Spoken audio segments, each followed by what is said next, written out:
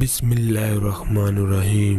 دوستو ناظرین، جنگ یرموک کا ایک واقعہ۔ حضرت ابو جہم بن حذیفہ رضی اللہ تعالیٰ عنہ کہتے ہیں کہ میں یرموک کی لڑائی میں اپنے چاچا زاد بھائی کی تلاش میں نکلا کہ وہ لڑائی میں شریک تھے، اور ایک مشکیزہ پانی کا میں نے اپنے ساتھ لیا کہ ممکن ہے وہ پیاسے ہو تو پانی پلاؤں۔ اتفاق سے وہ ایک جگہ اس حالت میں پڑے ہوئے ملے کہ دم توڑ رہے تھے اور جان کہیں شروع تھی۔ میں نے کہا پانی کا گھونٹ دوں، انہوں نے اشارے سے وہاں کی۔ اتنے میں دوسرے صاحب نے، جو قریب ہی پڑے تھے اور مرنے کے قریب تھے، آہ کی آواز میرے چاچا زاد بھائی نے سنی تو مجھے ان کے پاس جانے کا اشارہ کیا۔ میں ان کے پاس پانی لے گیا۔ وہ ہشام بن ابی العاص تھے۔ ان کے پاس پہنچا ہی تھا کہ ان کے قریب اسی حالت میں ایک تیسرے صاحب دم توڑ رہے تھے۔ انہوں نے